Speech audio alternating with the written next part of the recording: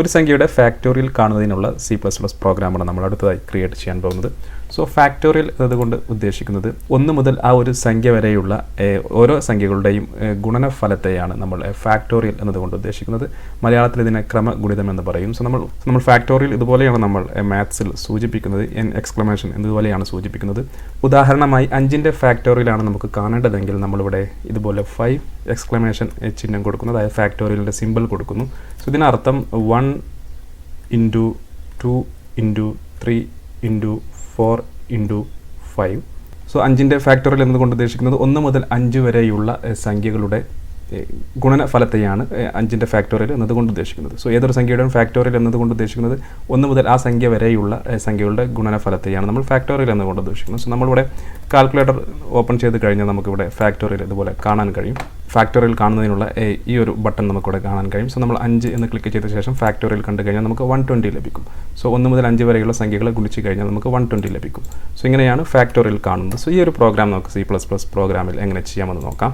So നമുക്ക് manually ഇതൊന്ന് ചെയ്ത് നോക്കാം. 1 ഇൻറ്റു 2 ഇൻറ്റു 3 ഇൻറ്റു 4 ഇൻറ്റു 5 കൊണ്ട് നമുക്ക് 120 ലഭിക്കും. ഇങ്ങനെയാണ് നമ്മൾ മാനുവലി ഫാക്ടോറിയൽ കാണുന്നത്. സോ നമുക്കിതെങ്ങനെ നമ്മുടെ പ്രോഗ്രാമിൽ എങ്ങനെ ചെയ്യാമെന്ന് നോക്കാം. C++ പ്രോഗ്രാമിൽ സോ ഞാൻ ആദ്യമായി ഒരു n എന്ന് പറയുന്നൊരു വേരിയബിൾ ഡിക്ലെയർ ചെയ്യുന്നു. അതുപോലെ ഞാൻ ഫാക്ട് എന്ന് പറയുന്നൊരു വേരിയബിൾ ഡിക്ലെയർ ചെയ്യുന്നു. ഇതിൻ്റെ വാല്യൂ ഞാൻ 1 കൊടുക്കുന്നു. സോ ഫാക്ടോറിയൽ നമ്മൾ സ്റ്റോർ ചെയ്യുന്നതിനുള്ള ഒരു വേരിയബിളാണ്.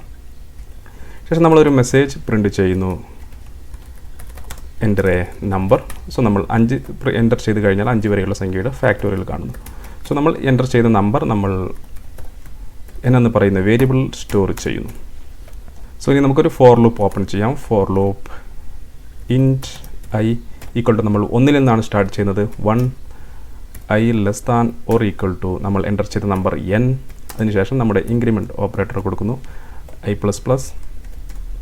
ശേഷം നമ്മൾ fact into equal to i എന്ന് കൊടുക്കുന്നു. ഇതിനർത്ഥം ഫാക്ട് ഈക്വൽ ടു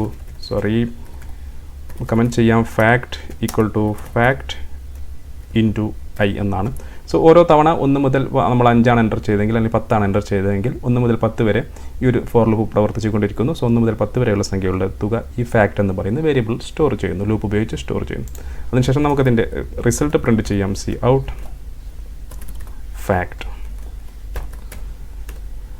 സോ ഇതാണ് നമ്മുടെ പ്രോഗ്രാം. സോ നമുക്ക് നമ്മുടെ പ്രോഗ്രാം ഒന്ന് റൺ ചെയ്ത് നോക്കാം. ഞാൻ സേവ് ചെയ്തു, നമ്മുടെ പ്രോഗ്രാം റൺ ചെയ്യുന്നു.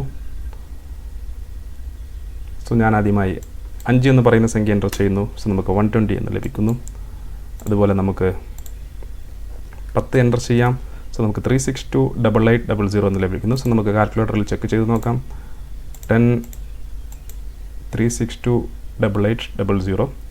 സോ അതുപോലെ നമുക്ക് മറ്റൊരു സംഖ്യ കൂടി എൻ്റർ ചെയ്യാം. 8 എൻ്റർ ചെയ്ത് നോക്കാം. 8 എൻ്റർ ചെയ്ത് കഴിഞ്ഞാൽ നമുക്ക് 40320 ലഭിക്കുന്നു. സോ നമ്മൾ കാൽക്കുലേറ്ററിൽ ചെക്ക് ചെയ്ത് കഴിഞ്ഞാൽ 8 ഫാക്ടോറിയൽ 40320 ലഭിക്കുന്നു. സോ ഇത്തരത്തിൽ നമുക്ക് ഒരു സംഖ്യയുടെ ഫാക്ടോറിയൽ കാണുന്നതിനുള്ള ഒരു സിമ്പിൾ പ്രോഗ്രാം ഇതുപോലെ നമുക്ക് C++ പ്രോഗ്രാമിൽ ചെയ്യാവുന്നതാണ്.